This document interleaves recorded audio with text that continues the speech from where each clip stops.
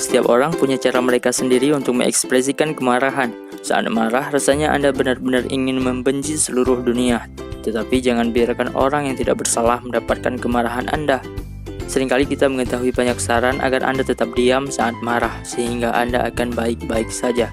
Jika Anda menyala atau bahkan terbakar, jangan biarkan amarah Anda merusak diri sendiri dan orang lain. Tapi tidak semua orang begitu. Nyatanya, orang yang berkepribadian introvert punya cara yang berbeda. Terkadang amarah mereka lebih mengerikan daripada kemarahan orang extrovert. Berikut adalah 7 tanda bahwa orang introvert mungkin marah kepada Anda. Yang pertama, menanggapi dengan satu kata.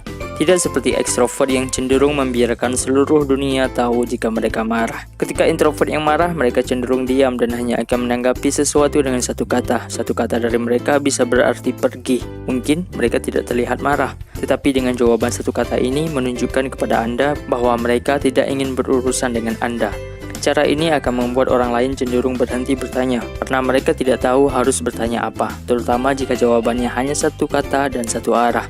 Sebenarnya hal ini dilakukan sebagai bentuk kesunyian dari orang introvert. Introvert cenderung diam dalam hal apapun, termasuk ketika marah. Intinya adalah ketika marah, introvert cenderung tidak ingin berurusan dengan Anda dan menghindari semua interaksi dengan Anda. Yang kedua, introvert sering marah bahkan dalam hal-hal kecil.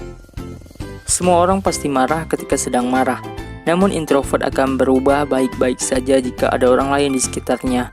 Karena merasa enggan, kadang-kadang dia masih melakukan interaksi singkat dengan Anda dengan senyum palsu dan kemudian dengan cepat mengakhiri interaksi sehingga tidak berlangsung lama.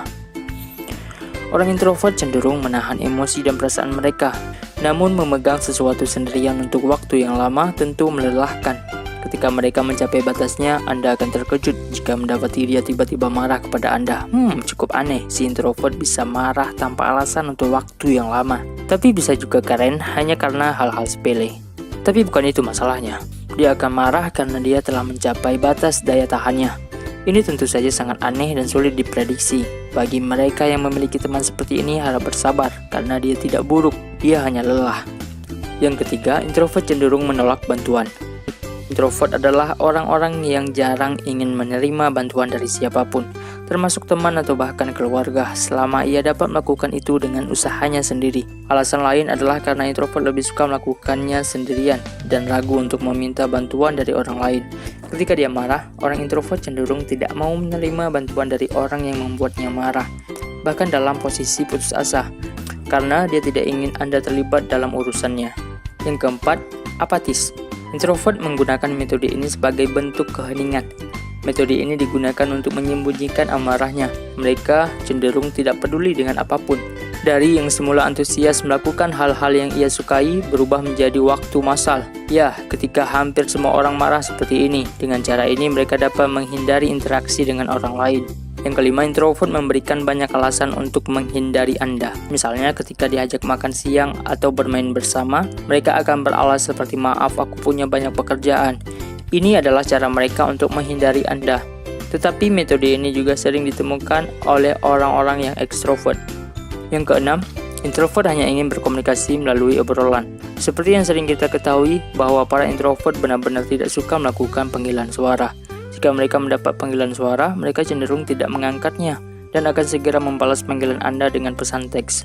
Jadi, jika Anda mungkin ingin melakukan panggilan suara dengan mereka, coba minta izin terlebih dahulu melalui pesan teks. Berbicara adalah hal yang melelahkan bagi para introvert, tetapi introvert masih bisa mengenal diri mereka sendiri.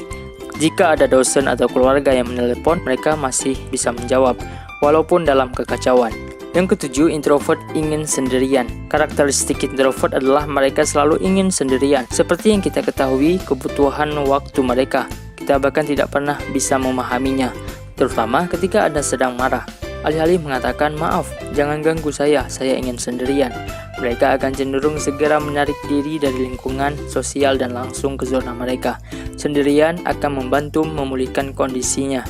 Akan sangat bermasalah jika seseorang mengganggu waktu mereka sendirian. Cobalah untuk memahami keinginan aneh ini dari introvert. Membiarkannya sendirian adalah cara terbaik. Mereka benar-benar membutuhkan waktu untuk sendiri. Itulah yang bisa kita temui dari perilaku pemilik kepribadian introvert. Memang sulit dibedakan. Perilaku di atas adalah perilaku umum sebagian besar introvert. Masalahnya kita sering kesulitan membedakan apakah dia marah atau tidak kepada kita.